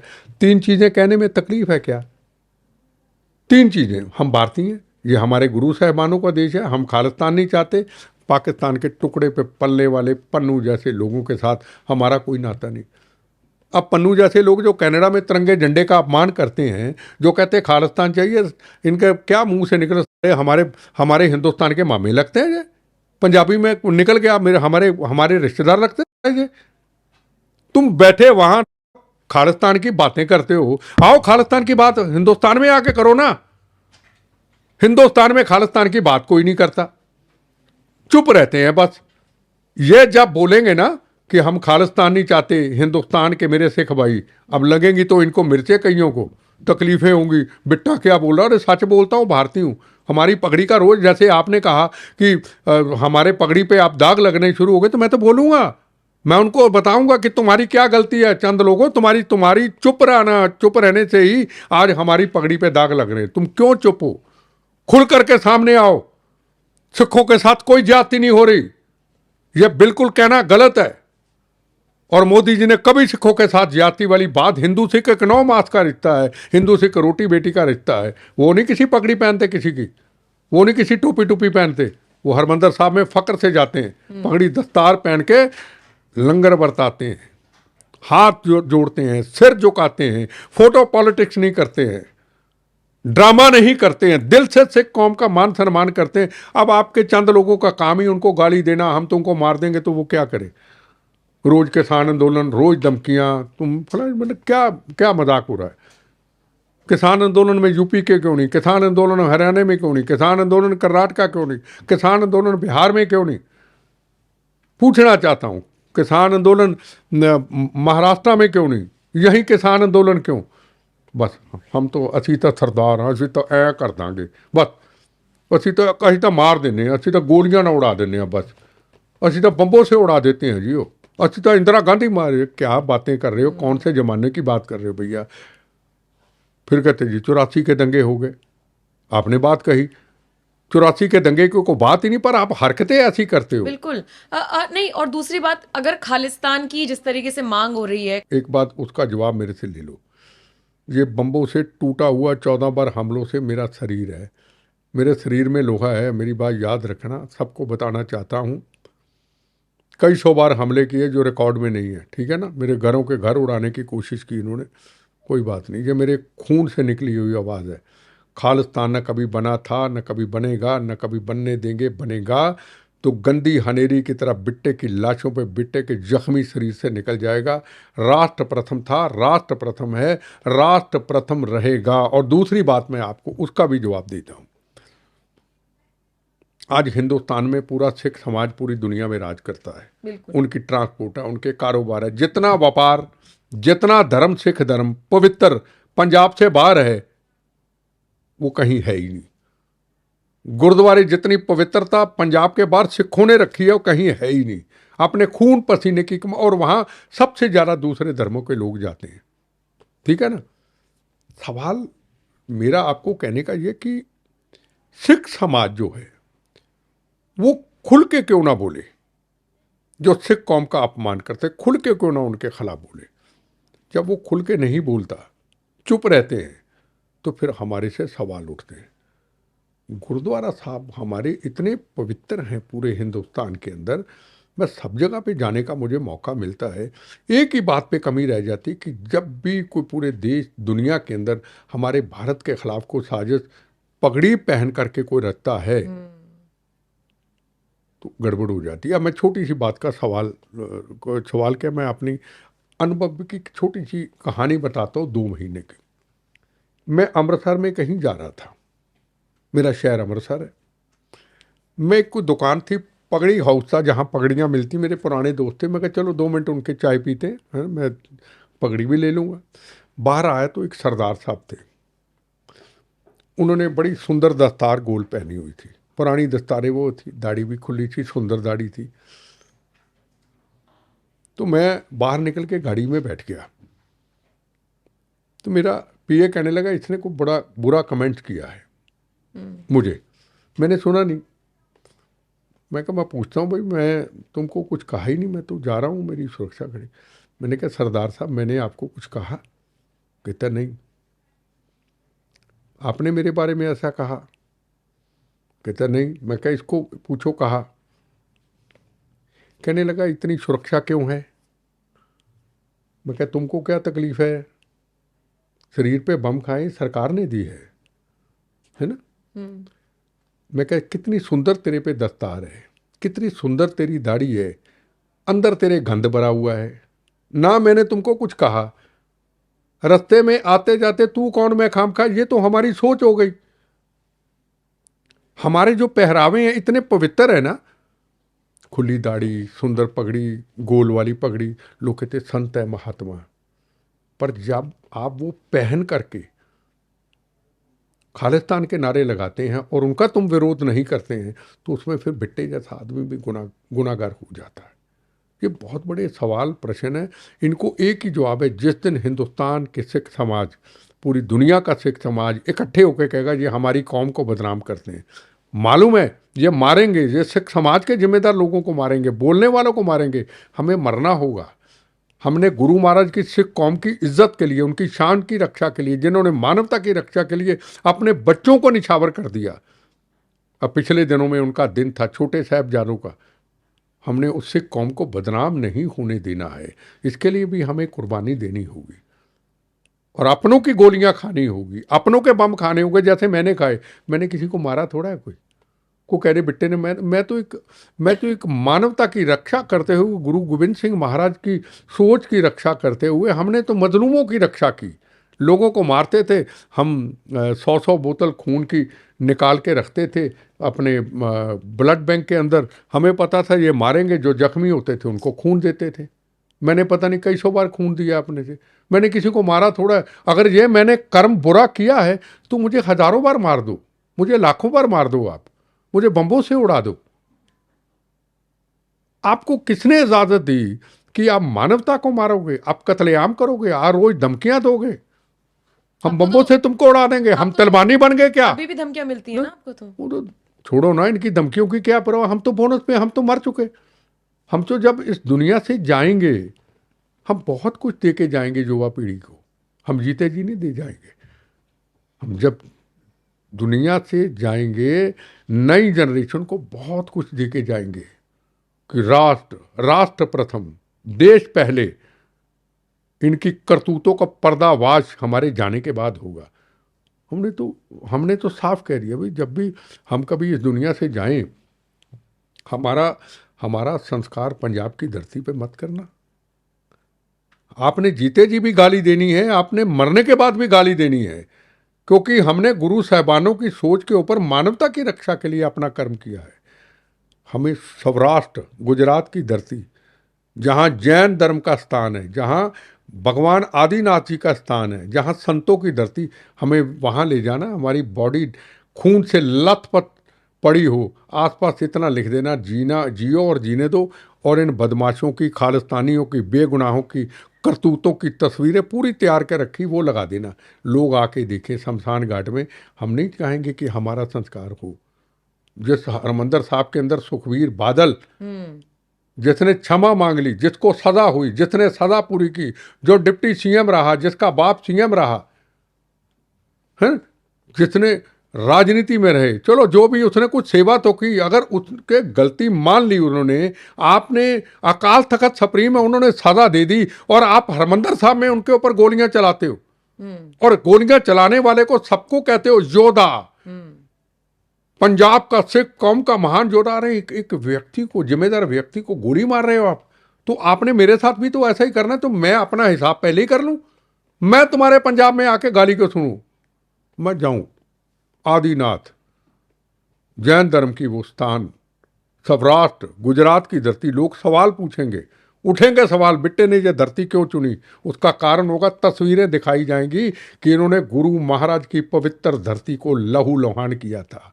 इन्होंने हरमंदर साहब की पवित्र स्थान को किला बना के लहू लुहान करके अपमान किया था। इन्होंने 36,000 बेगुनाहों का कत्लेआम किया था। इन्होंने 19,000 हिंदू भाइयों का ट्रेनों से, बसों से निकाल करके, जो अपनी माँ के लिए, अपने बच्चे के लिए, अपनी पत्नी के लिए रोटी कमाने निकला था, उसके हाथ में तरछूल नहीं था, कृपान नहीं थी, बंदूक नहीं थी, लाठी नहीं थी, उसको हिंदू समझ करके लाइन में खड़ा करके मार दिया। तो सवाल मेरे जाने के बाद उठेंगे, जीते जी नहीं। रिसर्च होगा उन चीज़ों के ऊपर। ये चंद बदमाश लोग, खालिस्तान के नारे देने वाले, सिख कौम को बदनाम करने वाले, किसको डराने की कोशिश करते? मुझे डराओगे आप? डरे आपसे डरने वाले। बिट्टा डरने वाला नहीं है, ये बोनस की जिंदगी है। जब मरूंगा ना, आपका पूरा खुलासा करके जाऊंगा मैं। क्या बात कर रहे हैं? ये लोगों ने मजाक बना रखा है, इस भारत को धर्मशाला बना रखा है। कुछ भी बोल दो, कुछ भी उठ के कुछ भी चर्चा कर दो, कभी धरने दे दो, कभी सड़कें जाम कर दो, जो मन में आए वो कर लो, जो मन में आया करो। तलवानी नहीं ऐसे करते, ऐसा तो तलवानी उन्होंने किया। हम क्या कर रहे हैं आज? बोल दिया तो गाली। अरे तुम्हारे बम्बों से नहीं डरे, तुम्हारी गालियों से डरूंगा क्या? दे दो गाली यार। सबको पता है कि तुम चंद लोग गाली देने वाले हो, तुम्हारी सोच ही गाली है। कहाँ सतना वाहिगुरु की धरती, कहाँ बोले सोने हाल की धरती, कहाँ गुरु महाराज की पवित्र स्थान, कहाँ पूरी दुनिया सिर झुकाती। कब तुम गंदी गालियां कहते थे? तुम्हारी गंदी गालियां पढ़ता कौन है, सुनता कौन है? तुम गाली जब किसी को देते हो तो ये पगड़ी के ऊपर दाग लगता है। हम नहीं परवाह करते इस चीज़ की। सवाल ये है कि मेरे अकेले से कुछ नहीं होगा, मैं अपने कर्तव्य को पूरा कर रहा हूँ, करूँगा। मेरे सिख भाई बाहर निकले। जब तिरंगे झंडे का अपमान होता, बड़ी बड़ी पॉलिटिकल पार्टियों के स्पोक्समैन है, आए सामने, घर क्यों बैठ जाते उस वक्त? क्यों घर बैठ जाते उस वक्त? सामने आए, खोल के बोले। वोट वाट क्या होता है? सिख वोट, हिंदू वोट, मुसलमान वोट, ईसाई वोट। भारतीय, भारतीय, भारतीय, मैं भारतीय, कोई वोट नहीं। जिसने वोट देना दे, जिसने नहीं देना ना दे। भारत तेरा वैभव अमर रहे, माँ हम दिन चार रहे ना रहे। कौन सी vote? Sikh vote, Hindu vote, मुसलमान, ईसाई वोट। तो उसके लिए क्या भारत का टुकड़े टुकड़े कर देंगे? क्या भारत माता का अपमान सहन कर लेंगे? क्या तिरंगे झंडे का अपमान सहन कर लेंगे? उसके लिए चुप रह लेंगे? हमारा सिख वोट टूट जाएगा, हमारा फलाना वोट टूट जाएगा, भारत मां को अकेला छोड़ देंगे अपन? ये धोखा है देश के साथ। कौन कर रहा है ये धोखा? ये सब लोग आपके सामने। और ये खालिस्तानियों का इलाज क्या है? कोई इलाज नहीं, कोई गोली नहीं, बम नहीं, बारूद नहीं। जिस दिन हिंदुस्तान का, मेरा सिख समाज के गुरुद्वारा साहब से आवाज़ उठेगी, मेरी बेटियां, मेरी बहनें, मेरे पिता, मेरे बुजुर्ग गुरुद्वारा साहब के अंदर मीडिया को बुला के अरदास करके यह कहेंगे हम खालिस्तान नहीं चाहते। ये भूखे नंगे पाकिस्तान के टुकड़े पे पलने वाले पन्नू जैसे से हमारा कोई नाता नहीं। ये हमारे सिख कौम को अपमानित करते हैं, ये सिख कौम के गदारते हैं। हम भारतीय, हमारे गुरुओं का तो बस 4 बातें कहने में तकलीफ है। बताओ को बोलने को तैयार है? मुझे बताओ, बोला कोई? वही तो दिक्कत है कि तो कोई दिक्कत है, बोलने को तैयार फिर नहीं है। दिक्कत है, फिर करते रहो, फिर ऐसे ही तो ये चलता चलता रहे। रहेगा। नहीं बोलेंगे ऐसे ही चलेगा। फिर ये जिम्मेदारी हमारी है, बिट्टा की जिम्मेदारी नहीं है। बिट्टा ने शरीर के ऊपर बम नहीं खाए क्या? पर क्या मैं हर कोई बिट्टा क्यों नहीं हो सकता? मुझे ये नहीं पता, हो सकता नहीं हो सकता, उसकी कृपा है। मैंने कोई एहसान नहीं किया, मैं आज भी वहीं खड़ा हूं। बोनस की जिंदगी, मेरे दर्दें होती हैं मुझे। नहीं, वो देशभक्ति वाली बात 15 अगस्त और 26 जनवरी को ही क्यों हम सबके जहन में आती है? 365 दिन क्यों नहीं? देखो जी, इनको तो 15 अगस्त 26 जनवरी का मतलब ही नहीं पता। अगर 26 जनवरी 15 अगस्त का पता होता तो 26 जनवरी को लाल किला पे तिरंगे झंडे का अपमान करते। सबसे पहला आजादी का तिरंगा झंडा, आज का नहीं, जहां आजादी मिली वहां जाके अपमान करते। सवाल का जवाब दो आप। बिल्कुल नहीं, नहीं, बिल्कुल नहीं करते। तो फिर लाल किला में आपको नहीं पता आजादी कहां से मिली? आपको नहीं पता शहीद आजम भगत सिंह, शहीद आजम उधम सिंह, जिसने जनरल डायर का बदला जाके यूके में लिया था, फांसी के फंदे को चूमा था। आपको नहीं पता कि 16 साल की उम्र में करतार सिंह सराबा कनाडा से इधर आया, इस भारत की आज़ादी के लिए उसको फांसी का रस्सा चूमना पड़ा। आपको नहीं पता जलियांवाला बाग के अंदर हिंदू मुसलमान सिख ईसाइयों को जनरल डायर की गोलियों को सीने पे खाया था। फिर इस भारत को आज़ादी मिली थी, फिर तिरंगा झंडा लाल किला में लहराया गया, और हम पगड़ी वाले मेरे भाई वहां तिरंगे झंडे को अपमान करके खालिस्तान का झंडा लगाने चले गए। जे आपने तिरंगे झंडे की बात छेड़ ही दी। क्या मजाक है ये? बताइए ना, ये क्या मजाक है? हमारी जिम्मेदारी क्या है? हमें नहीं पता तिरंगे झंडे की अहमियत क्या है। आपने तिरंगे झंडे की बात की, आपने कनाडा की बात की, हमने अमेरिका की बात की। हम 26 जनवरी की बात करते हैं, अपने देश की बात करते हैं। 26 जनवरी के राष्ट्रपति, प्रधानमंत्री, हमारी वॉर विडो जिनको सम्मानित किया जाता है, जिनके पति की बॉडी तिरंगे झंडे में लिपटी हुई आती है, वहां उनको सम्मानित किया जाता। और एक तरफ आप तिरंगे झंडे को अपमानित कर रहे हैं। पाकिस्तान कह रहे खालिस्तान बन गया, और छोटे छोटे बच्चे शहीदों को कह रहे हैं हमारे पापा इसी में आए थे, इसी तिरंगे झंडे का मेरे सिख भाइयों ने अपमान कर दिया। कोई सिख भाई बोला? पता उस वक्त क्या कहते थे? कई कई जगह पे सुना गया, बॉम्बे के अंदर, दिल्ली के अंदर सरदारा ने फट्टे चखते, सरदारा ने फट्टे चखते। सोच दे दो भाई गाली जितनी देनी। सच बोलता हूं, रोता रहा अपने बेडरूम के अंदर, दिल्ली के अंदर रोता रहा, टीवी दीवारों पे सिर मारता रहा कि जब पहला तेरे ऊपर आज़ादी के तिरंगे झंडे की रक्षा करते हुए 15 अगस्त को तेरे पे बम चला था, तुमने बम्बों की परवाह न करते हुए तुमने आज़ादी के तिरंगे झंडे को लहराया था। सामने भिंडरांवाला था। आज तिरंगे झंडा आज़ाद हुए को भारत कितने साल हो गए? आज तो दिल्ली के अंदर बंद कमरे के अंदर वो तिरंगे झंडे में टीवी में अपमानित होते देख रहा है। क्या करूं? कहां जाऊं? मेरे पास क्या था? पुलिस को रोदा जा रहा था, ट्रैक्टर के नीचे पुलिस को किया जा रहा था। तिरंगा झंडा यार आपने क्या समझ लिया? मुझे नहीं समझ आई। भारत मां को क्या समझ रहे हैं आप? बहुत बड़ा सवाल है ये। मैं बताऊं, ये वो तिरंगा झंडा नहीं है, बहुत बड़ा सवाल है। आज़ादी का तिरंगा झंडा, आपने सवाल किया, मेरे अंदर से बात निकली, वो मैं सहन नहीं कर पाया, उसका जवाब दिया। स्टेज पे 2 लड़के चढ़े रिवाल्वर लेके, खालिस्तान जिंदाबाद जिंदाबाद नहीं बोले, रिवाल्वर खींच लिया, मार के फेंका नीचे। भारत माता की जय, तिरंगा झंडा लहराया। कितनी उम्र होगी मेरी? 22 साल होगी, 21 साल होगी, 20 साल होगी, 19 साल होगी। उस वक्त की बात कर रहा हूं, उस वक्त जब दहशत थी कि ये आदमी शाम को मारा जाएगा। बॉम्बे के अंदर, दिल्ली के अंदर सामने बैठा था। तिरंगे झंडे का अपमान नहीं मैंने सहन होने दिया। 5 बजे तक उस तिरंगे झंडे की रक्षा करता रहा। सूरज डूबने लगा, तिरंगे झंडे को उतारा, भारत माता की जय, वंदे मातरम बोले, सोने हाल बोला, और सीने पे लगा के तिरंगे झंडे को आंच नहीं आने दी। और आज़ादी के बाद, इतनी देर के बाद, मैं अपनी आंखों से कई दिन सोया नहीं, तिरंगे झंडे को अपमानित होते हुए देखता रहा, हमारे देश का प्रधानमंत्री देखता रहा, इसलिए देखता रहा। अगर गोली चली पता नहीं कितने सिख भाई मेरे मारे जाएंगे, वो सोया नहीं होगा प्रधानमंत्री कितने दिन। सिर्फ इस पगड़ी की इज्जत करते हैं वो, इस पगड़ी के आगे वो सिर झुकाते हैं। मैं को बीजेपी का प्रवक्ता नहीं हूं, पर मैं उनकी नेचर को, उनके आव भाव को मैं समझता हूं। नहीं तो क्या था, ऑर्डर करते अरे लाल किला में चले गए, लाल किला के बजाय फर्ज करो इंडिया गेट आ जाते। कितनी दूर था, 1.5 किलोमीटर। वहां सेना के चीफ, वहां कैबिनेट मंत्री, वहां फॉरेन के मिनिस्टर, वहां फॉरेन के दुनिया के एम्बेसडर आ जाते तो फिर क्या होता। बर्दाश्त किया हिंदुस्तान के प्रधानमंत्री, ना गोली नहीं चलेगी, कर लिया बर्दाश्त, भारत मां का अपमान बर्दाश्त कर लिया, वो भी पगड़ी वाले मेरे भाइयों से। फिर कहेंगे यार बिट्टा बोलता है, सच बोलता है। मैं तो जो सच है मैं वही बोलूंगा, मैं भारतीय हूं, है ना। जगजीत सिंह अरोड़ा 71 जंग के हीरो, सरदार, पाकिस्तान कामता था। Air marshal Arjan Singh, China Pakistan Kamta था। क्या हीरो हिंदुस्तान के। ये धनुआ जिसने सर्जिकल अभी ऑपरेशन किया, जब अपना कश्मीर के अंदर कोई हमारे पे हमला किया, उरी, हाँ किया, उरी और पुलवामा जो हुए थे, आधे 15 मिनट के अंदर मार के। धनुआ जैसे कितने कितने बड़े आर्मी चीफ हमारे रहे, सिख धर्म के रहे, अपनी सीमाओं की रक्षा की। ये नए लोग आ गए, इन्होंने अपने कानून बना लिए।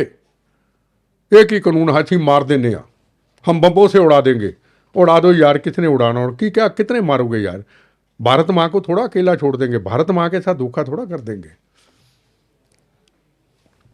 बहुत सारे लोग हैं बिट्टा साहब जो ये जानना चाहते हैं, मैंने शुरुआत में भी कहा कि 14 से ज़्यादा अटैक हुए, बॉम्ब ब्लास्ट हुए, और फिर कुछ तस्वीरें जब मैं रिसर्च कर रही थी कि आपका इंटरव्यू करना है, तो तस्वीरें मैंने देखी जो मुझे उपलब्ध हो पाई, तो खून से लथपथ, मतलब मैं एकदम उनको एक बार में देख भी नहीं पाई, मेरे रोंगटे खड़े हो गए। और आपने वो चीज़ें एक्सपीरियंस की, अपने सामने देखा। कौन लोग पड़े हैं आपके पीछे, या वो अटैक वो सब कैसे क्यों हुए? क्योंकि ये कहानियां जनरली आप बात इतना नहीं करते हैं, लोग जानना चाहते हैं। देखो, इसके पीछे पाकिस्तान है, इसके पीछे ISI है। हमने उनके जो मिशन था पंजाब को तोड़ने का, हमने उनको पूरा नहीं होने दिया। वो मेरे नाम पे फतवे पड़ा करते थे। मैं पाकिस्तान के उस वक्त सारे बॉर्डर घेर लेता था। मैं लाखों की भीड़, वाघा बॉर्डर जिसको अटारी बॉर्डर कहते हैं, जहाँ लोग आज बड़े, जितनी भीड़ वहाँ बैठी होते कई गुना ज़्यादा भीड़ होती थी। अब तो थोड़ी दूरी बना दी गई। ये जैसे आप बैठे हैं, थोड़ा आगे जाके ये पाकिस्तान है और ये हम खड़े हैं और पीछे लाखों की भीड़ है। उस वक्त चैलेंज करते थे। जब बेनज़ीर भुट्टो उस वक्त की प्राइम मिनिस्टर थी, जब पाकिस्तान के रेंजर कहते थे हमारे BSF वालों को कि बिट्टा को पाकिस्तान को गाली देना बंद करे, ISI को गाली देना बंद करे, नहीं तो हम गोली चलाएंगे, तो हम माइक पकड़ के कहते थे अरे पाकिस्तान वालों, याद रखना तुम्हारी एक गोली चलेगी ना, ये लाखों की भीड़ युवाओं की नेशनल फ्लैग लेकर के, हिंदू मुसलमान सिख ईसाइयों के, तेरे लाहौर में घुस जाएगी, तेरी गोलियां खत्म होएंगी। वो बिट्टा उस वक्त हमने चैलेंज किया। Kutch border, Yamuna Ganganagar border, Kashmir border, इनका बॉर्डर छोड़ा ही नहीं। लाखों की भीड़ लेके इनको घेरता था। तुम्हारी ऐसी की तैसी, एक तो जवान के हाथ में बंदूक है और हमारे हाथ में तिरंगा झंडा और जोश है भारत माता की आज़ादी की रक्षा के लिए। हमने वो किया। तो फतवे तो पढ़ने थे, तो बम तो उन्होंने चलाने थे, खुद तो नहीं चला सकते, किसी को तैयार करते थे ना, तो चलाने थे। हमारी किस्मत, हम बोनस की ज़िंदगी पे बच गए। हम देख रहे पीछे तो पाकिस्तान है ना, उनकी मूवमेंट को फेल किया है ना पंजाब के अंदर। हमने चीफ मिनिस्टर सरदार बेअंत सिंह चले गए, बड़े बड़े चले गए, हम उसमें बच गए। हमने उनकी जो मूवमेंट थी इस देश को तोड़ने की, हमने वो तोड़ने नहीं दी। उस वक्त जैसे आप कहते सिख समाज आए नहीं आता, उस वक्त सिख समाज निकला, यूथ निकला मेरे साथ, लाल पगड़ियाँ, वाइट निक्कर, white shirt, white boot, white जराब, हाथ में तिरंगा, ये हमारे हाथ में होता था, गोली बंदूक नहीं। भारत माँ के 4 सिपाही, हिंदू मुसलमान सिख ईसाई, भारत एक धर्म, नारे लगाते थे उस वक्त। तो पाकिस्तान की मूवमेंट को फेल किया। कैसे हुआ, क्या हुआ, ये तो आप सोचते हैं कि इतना काम जिंदगी में भारत माँ ने हमसे करा दिया। वाकई में नहीं, मैं सोचता हूँ ना, अब सोचता हूँ हमारे लिए तो वो खिलौना था, ऐसे ही कर रहे हैं, बम भी खिलौने ही थे, हमारे लिए खिलौने थे। पर आज सोचता हूँ कैसे बच गए, कैसे सब कुछ देख रहे हैं, तेरा फलाना दोस्त चला गया, तेरा फलाना जवान शहीद हो गया। तो ज़िंदगी के कुछ अनुभव हैं। तो मैं वही कहा ना, जब कभी इस दुनिया से जाएंगे बहुत कुछ दे के जाएंगे। जीते जी शायद मैं ना दे पाऊँ, जीते जी आदमी कुछ बोलता है, उसको कोई ड्रामा कह देगा, कोई इसको मीडिया पॉलिटिक्स कह देगा, कोई मेरे विरोधी, खालिस्तान विरोधी, कोई और नहीं, वो गाली गलौज कर देंगे। पर कोई बात नहीं, पर अपने पास बहुत बड़ा इतिहास है, बहुत बड़ा दिल के अंदर खजाना है ना, छुपा हुआ है, गर्म खजाना है, मतलब जो हम कभी लाइफ में बोल ही नहीं पाए। ये तो अब सोशल मीडिया आया तो निकलना बिल्कुल अंदर से बिल्कुल। शुरू, इतना कुछ है ना अंदर भरा हुआ, जितना मुझे छेड़ोगे उतना निकालते जाओगे, इतना कुछ ख़त्म ही नहीं होगा, इतनी आग है अंदर, वो कभी ना कभी तो निकलेगी। पर मैं पॉलिटिकल अटैक कभी किसी पे नहीं करता, कांग्रेस में रहा, मैं किसी को बुरा कहूँ, मैं राहुल गांधी, मैं इन चीज़ों, मेरे पास जो जब असली खजाना है, मेरे पास सब कुछ सच्चाई है जिंदगी की, तो वो क्यों ना साझा की जाए। मैं लाऊं, मैं इन चक्करों में क्या लड़ाऊं, तुम बुरे तुम अच्छे, मेरे पास जो सच है वो है। पहले कांग्रेस के लीडर क्या थे, तुम क्या हो।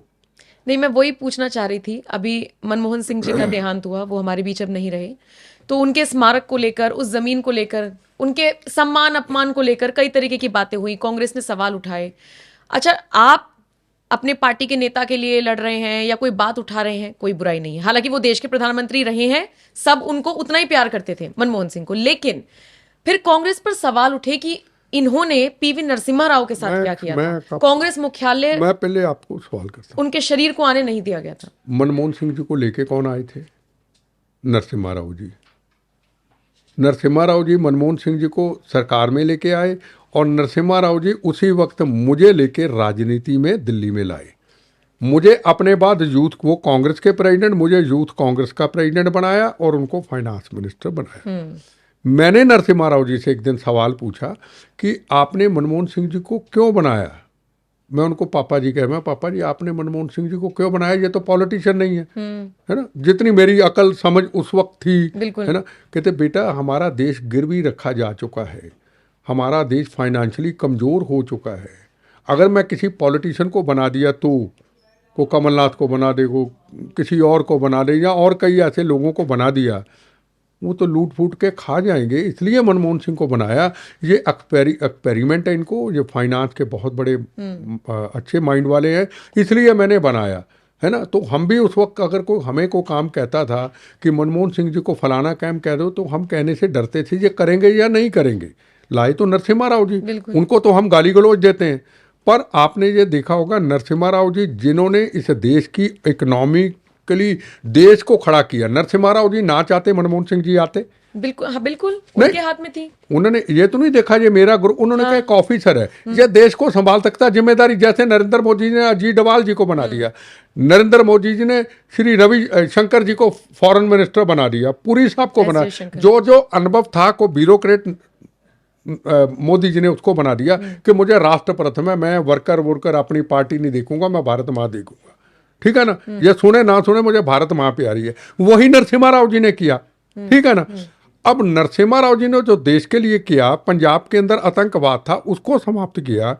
उस व्यक्ति की आपने जो बॉडी थी आखिरी समय पे, मैं उस गाड़ी में था क्योंकि मैं उस परिवार का मेंबर था, आपने दफ्तर तक घुसने नहीं दी। और जो जो उनके घर में अफसोस करने गए उनको आप सारी जिंदगी खुंदक निकालते रहे, जिसमें मैं भी आता हूं। मुझे भी मारते रहे आप, सारी जिंदगी मुझे मारते रहे कि मैं नरसिम्हा राव जी का साथ नहीं छोड़ा। मैं कैसे साथ उस इंसान का छोड़ूं जिसको पिता समान बोल दिया। मैंने राजनीति से क्या लेना है, आखिरी सांस तक उनके साथ रहा। पर जब उनकी डेड बॉडी को इधर जगह नहीं दी गई, जब आंध्र प्रदेश से उनकी बॉडी के साथ था मैं प्लेन के अंदर, जब लेके गए तो उसको रात को बॉडी जो है अधूरी छोड़ दी गई, पूरा संस्कार ही नहीं होने दिया। जानवर घूमते रहे वहाँ पे।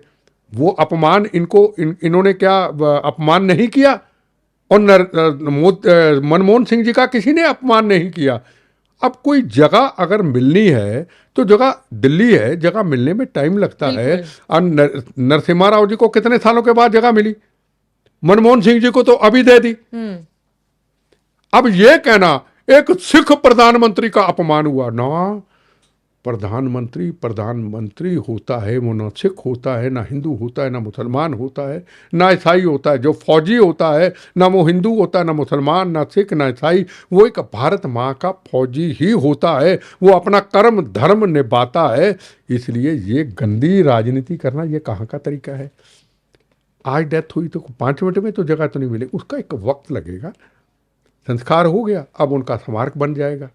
मैं कोई सरकार का समर्थक नहीं हूं, जितने पॉलिटिक्स करनी करे, पर असूल तो यही कहता है ना, वो वक्त लगता है।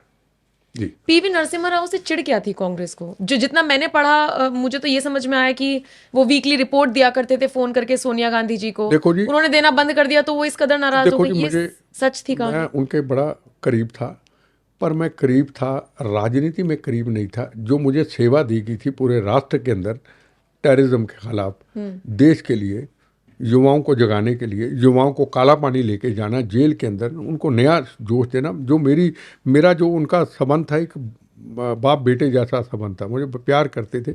मुझे पॉलिटिक्स इतनी नहीं आती थी, है ना।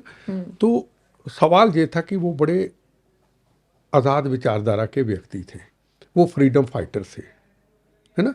कोई गलत काम नहीं करते थे, जितना था वो बर्दाश्त कर लेते थे। देश अगर आज हमारा इस मुकाम पे पहुंचा तो नरसिम्हा राव जी की वजह से पहुंचा। पंजाब अगर हिंदुस्तान से टुकड़े नहीं होने दिए तो नरसिम्हा राव जी के कारण पंजाब के टुकड़े नहीं हुए, पंजाब में खालिस्तान नहीं बना।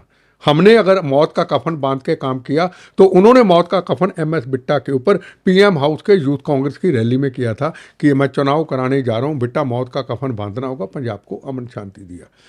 अब सवाल ये है कि हो सकता है कि वो जी हजूरी इतनी उम्र में ना कर पा रहे हों, उम्र तो उनकी ज़्यादा थी जी, ना कर पा रहे हों जी हजूरी को। उन्होंने अपने परिवार के लिए तो कुछ नहीं किया। उन्होंने कोई धन दौलत का लालच तो नहीं था। उनका जो आखिरी वक्त भी देखा, वो मैंने देखा, तो मैं ही शाम को जाता था। सब कुछ उनके घर में था कि प्यार से चाय या कभी कभी चने का सूप बना के, तुलसी की चाय बना के मैं उनको पिलाया करता था। कभी लुधियाना में जाता था, सर्दी थी, उनके पास कमी नहीं थी, पर मुझे अच्छा लगता, मुझे पिता समाना। मैं उनके लिए कभी कैप ले आया, कभी स्वेटर पहना। मतलब वो ऐसा एक व्यक्ति था जिसको कोई स्वार्थ ही नहीं था। अब खुंदक ये होगी भी, ये प्रधानमंत्री कहाँ से आ गए, कहाँ से बैठ गए। और मुझे भी कहा जाता था कि तो आप नरसिम्हा राव को चूज भी तो सोनिया गांधी ने किया था ना, तो फिर बाद में ऐसी क्या चिढ़ हो गई? अब बात में ऐसे नहीं। अब सवाल है कि नरसिम्हा राव कमलनाथ नहीं बना, नरसिम्हा राव गुलाम नबी आजाद नहीं बना, नरसिम्हा राव मणिशंकर आयर नहीं बना। नरसिम्हा राव एक नरसिम्हा राव थे। वो विद्वान थे, वो पढ़े लिखे थे, वो दुनिया की हर भाषा को जानते थे, वो भारत माँ को अंदरूनी तरीके से जानते, तभी तो भारत बचा। अब मुझे कहा जाता था इनको छोड़ दो, तुम्हें ये बना देंगे। मैं ना, उसकी रूह के भी साथ था, साथ हूँ, आज भी रूह के साथ हूँ।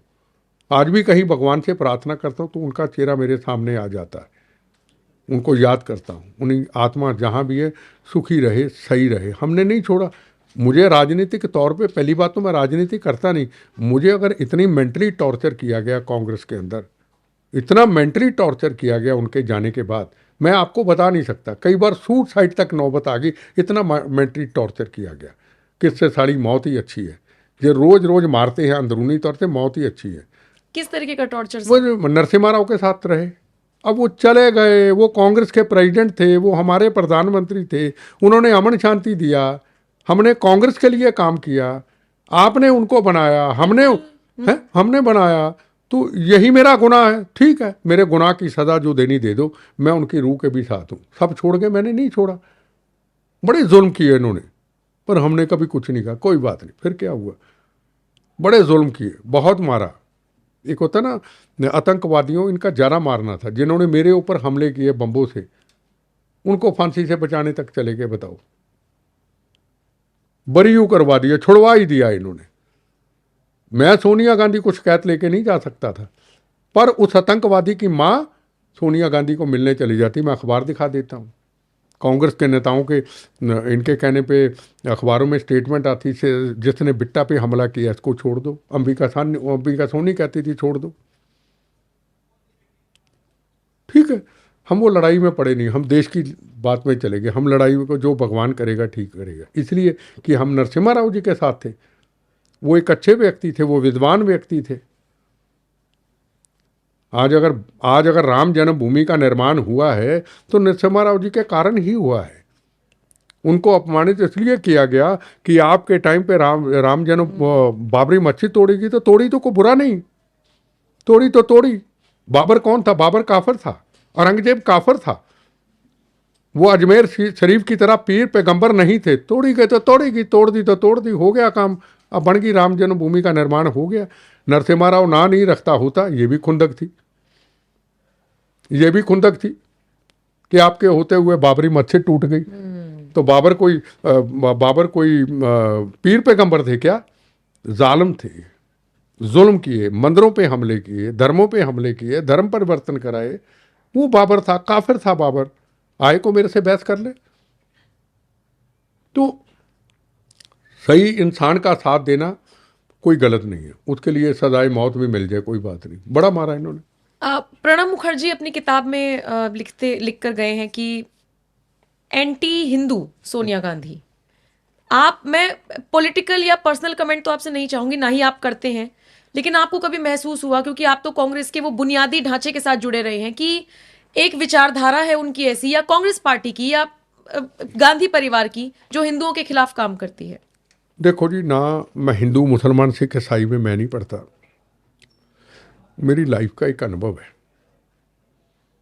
हम जहाँ तक यूथ कांग्रेस के प्रेसिडेंट बने, जहाँ जिस पोजीशन पे रहे, हम क्या कि नहीं बने बनाओ, जिसने सेवा दी हमने सेवा को निभा दिया।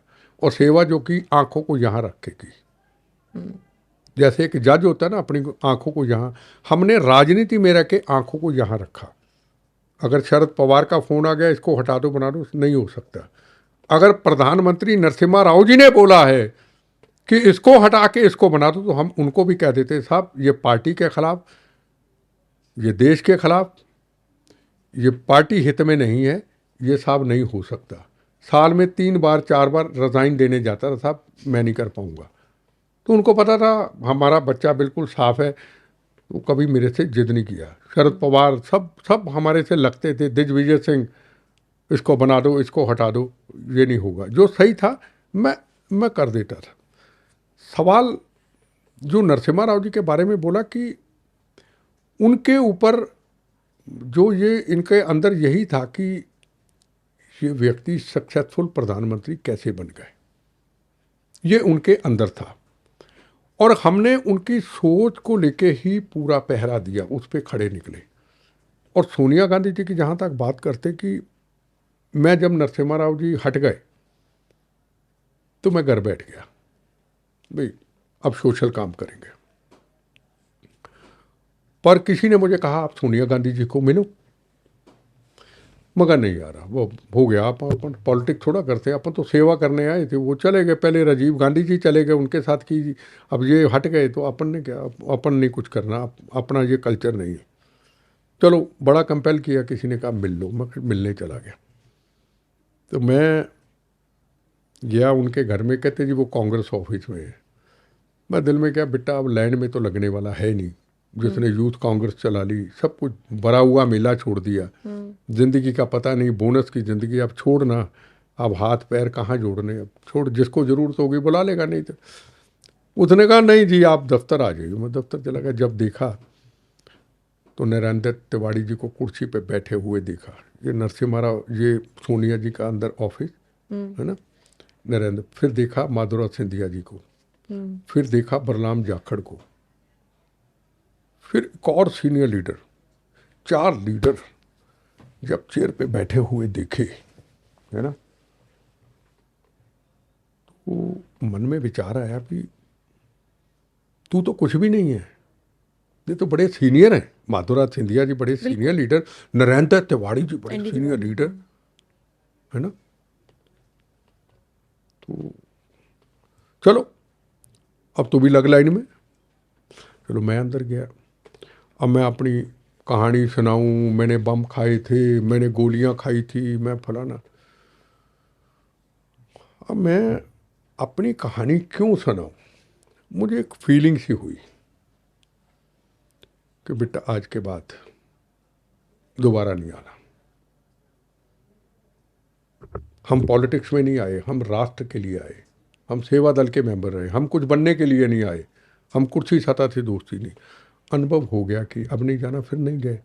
फिर उसके पहले हमें सीताराम केसरी जी ने कहा कि आप कोई जिम्मेदारी देना चाहते हैं, यूथ कांग्रेस छोड़ी तो। मैं कहा हाँ जिम्मेदारी दे देना, पर जिम्मेदारी देना जम्मू कश्मीर, असम जहाँ टेररिज्म है, मणिपुर, वहाँ जिम्मेदारी देना। हम कुछ शहीद परिवारों की मदद कर सके, पंजाब की तरह जगा सके। कुछ ही दिनों के बाद सीताराम केसरी जी बुलाते, बेटा सॉरी बेटा मैं आपको जिम्मेदारी नहीं दे सकता। मैं कहा पापा जी क्या हुआ? कहने लगे सब लोग मेरे पास इकट्ठे होके आ गए, अगर बिट्टा को कांग्रेस के ऑफिस बिठा दिया तो यहाँ बम ब्लास्ट हो जाएगा यूथ कांग्रेस के ऑफिस की तरह। क्या मैं कहा मैंने अपने शरीर के ऊपर जो बम खाए गलत थे? क्या मैं पंजाब की अमन शांति के लिए काम किया वो गलत था? क्या मैं राष्ट्र के लिए काम किया गलत था? मुझे मत जिम्मेदारी दो, पर ऐसे दिल मत तोड़ो बिल्कुल बिल्कुल कि मैंने बम खाए, कांग्रेस के दफ्तर बैठ गया तो बम ब्लास्ट होगा। तो ये फिर इनकी सोच थी। फिर मैंने एंटी टेररिस्ट फ्रंट बनाया, शहीद परिवारों की मदद करता करता फाइनेंशियली आज नरेंद्र मोदी जी आए। कोई शहीद ना हो, अगर कोई शहीद हो जाता करोड़ों रुपए की राशि मिलती है। मैं उस क्रांति को लेके आया जिस क्रांति में आज नरेंद्र मोदी जी के आने के बाद मुझे एक बहुत बड़ी कामयाबी मिली। ये एक कहानी है, इसमें विवादों में पढ़ना नहीं चाहता। उसने मेरा ये छीन लिया, उसने वो छीन लिया। मैंने चीफ मिनिस्ट्री छोड़ी। सरदार बेअंत सिंह जी के मौत के बाद नरसिम्हा राव जी ने चीफ मिनिस्टर के लिए मुझे कह दिया था। मनमोहन सिंह जी और एसबी चौहान ने मुझे चीफ मिनिस्टर बनाने के लिए हेलीकॉप्टर से लेके जाना था। मैंने हाथ जोड़ दिए, मैं कहा नहीं, मैं आपको नहीं छोड़ूंगा, मैं दिल्ली में आपके पास रहूंगा। मैंने चीफ मिनिस्ट्री छोड़ दी, सबको पता है। 96 में चीफ मिनिस्ट्री छोड़ दी, सुबह शपथ लेनी थी। मैं कहा सर मैं नहीं आपको छोड़ूंगा, मुझे पता है आप मुझे सीएम बना दोगे, आप फिर पीएम नहीं रहोगे। कहते तू कैसी बातें कर रहे हो? मैं कहा सर सब तो आपको तंग करते हैं दिल्ली में, कभी शरद पवार तंग करता है, कभी कमलनाथ तंग करता है, कभी दिग्विजय सिंह तंग करता है आपको। इनको मैं ही तो ठीक करता हूँ, कभी अर्जन सिंह तंग करते, इन्हीं को मैं ही तो इनसे लड़ता हूँ दिल्ली में बैठ के। आप नहीं रहेंगे, मैं नहीं सीएम रहूँगा, क्या फिर मैं नहीं छोड़ता आपको। मैंने छोड़ा नहीं, क्या चीफ मिनिस्ट्री क्या चीज़ है, छोड़ दी। उस आदमी को हमने जो किया हमने छोड़ा नहीं, आज भी रूह के साथ है। इनकी इतना थोड़ा आज इधर कल उधर, यार छोटी चीज़ें हैं। वो कहते हैं ना हम आदमी दम के पल की खबर नहीं, आज नहीं तो कल जाना है। ये उन लोगों के लिए मेले हैं जो सोचते हैं आज मैं ये बना कल वो बनूंगा। उनके भगवान ने एफिडेविट दिया होगा कि तेरी उम्र 200 साल है, अब तू ये बन। मुझे तो एफिडेविट भगवान ने दिया नहीं, मुझे इतना पता है बोनस की ज़िंदगी आज नहीं तो कल जाना है। हम आदमी दम के पल की खबर नहीं, तेरा वैभव अमर रहे माँ, हम दिन चार रहे न रहे। जब मन के अंदर ये आ जाए तो फिर क्या लालच क्या है। आपने टेररिज्म का जिक्र किया, आप तो इसके खिलाफ एक लंबी लड़ाई भी लड़ रहे हैं, संगठन का आपने जिक्र किया, लेकिन नरेंद्र मोदी के सरकार में आने के बाद हम बिल्कुल, मैं आपकी बात से सहमत हूं कि वो कश्मीर से जो खबरें आया करती थी हमारे सुरक्षा बलों को लेकर वो कम हुई, लेकिन खत्म नहीं हुई। अच्छा, इसके अलावा अभी जैसे बांग्लादेश में पूरा तख्ता पलट हुआ, अभी खबर ये मिल रही है कि पाकिस्तान बांग्लादेश के साथ मिलकर भारत पर टेरर अटैक की प्लानिंग कर रहा है, कौन उसके निशाने पर है? मैं मान लिया, आप बिल्कुल ठीक कह रहे हैं। आज भारत इतना मजबूत एक स्थिति पे बन चुका है, चाइना जैसे देश की हिम्मत नहीं कि हमारे भारत माँ की तरफ देख ले। वो कहते ना, कवि प्रदीप का एक गाना था, कहनी है एक बात यही, इस देश के पहरेदारों से संभल के रहना, अपने घर में छुपे हुए गरदारों से। हमारे हिंदुस्तान की पॉलिटिकल पार्टियां चाहती हैं कि बांग्लादेश के अंदर भारतीयों का कत्लेआम हो। हमारे हिंदुस्तान की कई पॉलिटिकल पार्टियां कहती हैं कि हमारा हिंदुस्तान का प्रधानमंत्री कमजोर हो। हमारे हिंदुस्तान की पॉलिटिकल पार्टियां कहती हैं कि पाकिस्तान कुछ ना कुछ रोज शरारत करते रहे, हमें आवाज उठाने का मौका मिले। उनके समय का भारत, उनके समय का कश्मीर, उनके समय में हमले, पार्लियामेंट के हमले, उसके समय में 26/11 की घटना, उसके समय में लाजपत नगर पे जगह जगह गोलियां, ब्लास्ट, खून, कश्मीर के अंदर खून, वो वक्त कहाँ गया? आज वो वक्त कहाँ है? इतना बड़ा भारत, ऐसी घटनाएं तो कहीं ना कहीं होंगी पूरे देश के अंदर। कितना बड़ा अंतर आया, कम से कम 99% फर्क आया इस भारत के अंदर, आया। ठीक है ना। अब आप रोज प्रेयर करते रहो, यहाँ ब्लास्ट हो, यहाँ बम चले, बांग्लादेश में ऐसा हो, हम बोलेंगे नहीं, आप ही बोलो, हम पार्लियामेंट में सवाल उठाएंगे, हम बोलेंगे, एक समुदाय का वोट टूट जाएगा। आप तो उस तरीके की सोच पे चले हैं ना। अब आपने देखा होगा यूपी के अंदर मंदिरों में हनुमान जी की मूर्तियां निकल रही हैं, क्या गलत है? मैं आपसे सो क्या गलत है? कोई तप हुए होंगे, कोई हवन हुए होंगे, उस वक्त के पुजारियों के, उस मूर्तियों को, भगवान के स्वरूपों को दबा दिया गया, आज उसको निकाला जा रहा है। उस पर भी सवाल आप उठाएंगे, उस पर भी बवाल काटेंगे, उस पर कहेंगे कि योगी जी के घर से भी निकाल लो उसके, तो हो सकता है वहां भी हो। फिर ऐसे कई जगह पे मंदिरों के ऊपर हमले हुए। आपके पास यही काम रह गया क्या? यूपी था पहले का, आज का यूपी क्या है? मैं पूछना चाहता हूं। किसी मां को यह नहीं पता होता था कि मेरा यूपी के अंदर मेरा बेटा, मेरा पति, मेरी बेटी, मेरा पिता घर से निकला है, वापस लौटेगा कि नहीं लौटेगा? 5 बजे के बाद राजनीतिक लोग गुंडे बदमाशों के हाथों से, गैंगस्टर के हाथों से गोलियों का निशाना बनेगा। आदमी मर गया, बच्चा मर गया, लड़की मर गई, बेटे बकरियां समान थी यूपी के अंदर। एक संत आया, एक सिपाही आया, योगी, एक संत, फिर कहूं एक संत, एक सिपाही, लोगों की रक्षा करने वाला सिपाही, चाहे हिंदू है, चाहे मुसलमान है, चाहे सिख है, चाहे ईसाई है, मैं तुम्हारी रक्षा करूंगा। इस यूपी के अंदर जहां गुंडागर्दी, पॉलिटिकल टेररिज्म था, उस राजनीतिक आतंकवाद को खत्म करूंगा। मां भी सुरक्षित, बेटी भी सुरक्षित, बाप भी सुरक्षित, पति भी सुरक्षित, हिंदू हो, मुसलमान हो, सिख हो, छोड़ूंगा नहीं। जो इनके ऊपर गोली चलाएगा, मैं गोली का जवाब गोली दूंगा। ये योगी ने किया? हाँ, ये जरूर किया कि योगी हिंदू है। ये गुनाह है योगी जी का, ये गुनाह है नरेंद्र मोदी जी का। वो हिंदू है, हिंदू नहीं, वो भारतीय है। आपके अंदर नफरत के जहर हैं। इतिहास के पुरानी पन्नों को खोलिए ना, कश्मीर को खोलिए ना, यूपी को खोलिए ना, बिहार को खोलिए ना, पुराने इतिहासों की बात करके फिर उस पे लाइन जोड़िए ना। उस वक्त क्या था, आज क्या है? उस वक्त यूपी क्या था, आज यूपी क्या है? मैंने योगी जी से क्या लेना, मैंने मोदी जी से क्या लेना, मेरा उनसे क्या रिश्ता? मैं तो कहता था केपीएस गिल को बना दो कभी यूपी का गवर्नर, मार मार के डंडा ठीक कर दे। हमें क्या पता था? एक संत, एक सिपाही, राजनीतिक भी और सिपाही भी, संत भी आ जाएगा, ठीक कर दिया। कहाँ राम जन्मभूमि निर्माण, कहाँ अभी कुंभ का मेला, और कुंभ के मेले में धमकी आएगी पन्नू की तरफ से, इसकी ऐसी की तैसी पन्नू की, आंख उठा के देख ले। और सिख कौम से को आवाज ही नहीं उठेगी। अगर पाकिस्तान की तरफ से किसी ने शरारत करके को खालिस्तान के नारे लिखते पटाखा चला दिया तो सिख कौम के ऊपर फिर बात नहीं आएगी। मैं सवाल पूछना चाहता हूं, कुंभ का मेला है ये, कई वर्षों के बाद आया, ये क्या है? सिख कौम को आंखें खोलनी चाहिए कि अगर किसी पाकिस्तान ने किसी शरारती अंसर को पगड़ी पहना करके कोई शरारत कर दी तो हमारी पगड़ी पे बहुत बड़ा दाग लगेगा। कोई नहीं बोला, इसका जवाब किसी ने नहीं दिया मेरे अलावा। याद रखना, ये सवाल है। हम कुंभ का मेला नहीं मनाएंगे, हम संतों को नहीं इकट्ठा होने देंगे, घर बैठ जाएं बस। नहीं, हम राम जन्मभूमि को ऐसा कर देंगे। तुम्हारी ऐसी की तैसी आज का भारत है। कहीं आंख उठा के देखे कुंभ के मेले में, आंख उठा के देखे कहीं राम जन्मभूमि, तुम्हारी सालों आंखें निकाल लेंगे उसी वक्त। कहीं तुम गलत फहमी में हो। आज का भारत है, जहाँ है ना, चाहे पाकिस्तान है, चाहे बांग्लादेश है, चाहे पन्नू कहीं कहीं बैठा है, वहीं उठा के ले आएंगे इन सालों को। ये हमारा धर्म है, ये हमारा देश है, हमारी आस्था है, हमारे संतों की आस्था है।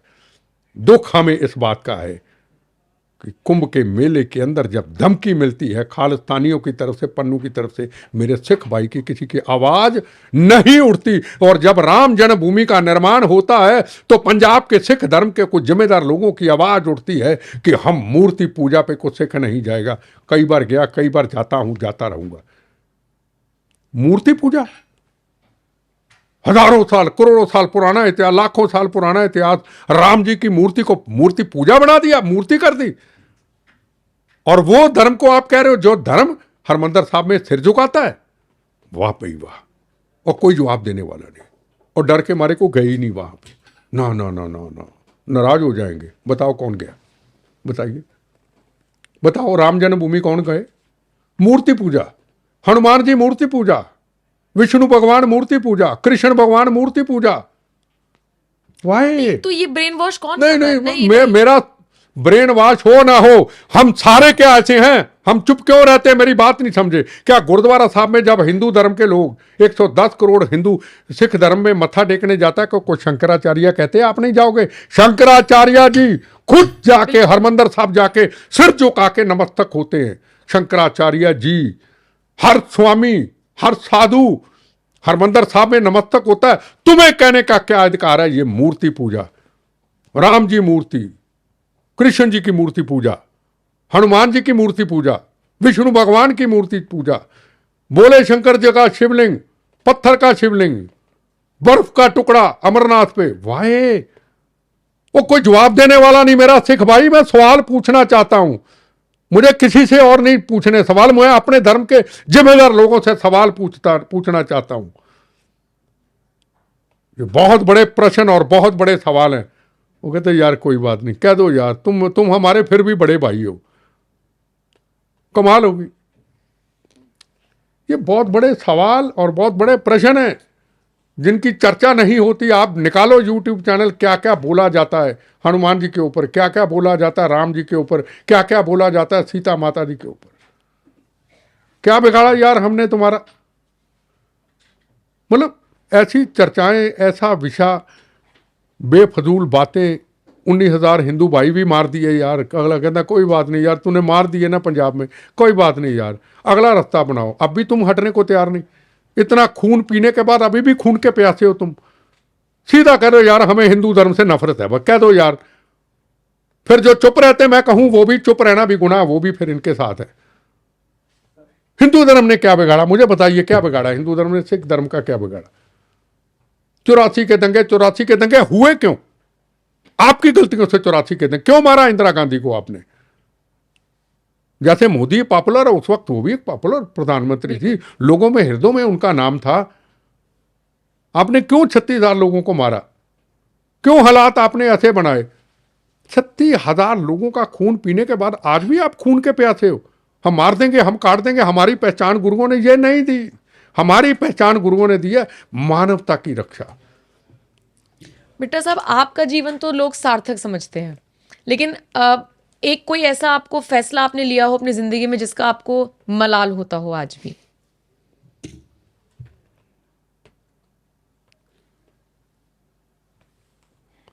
देखो,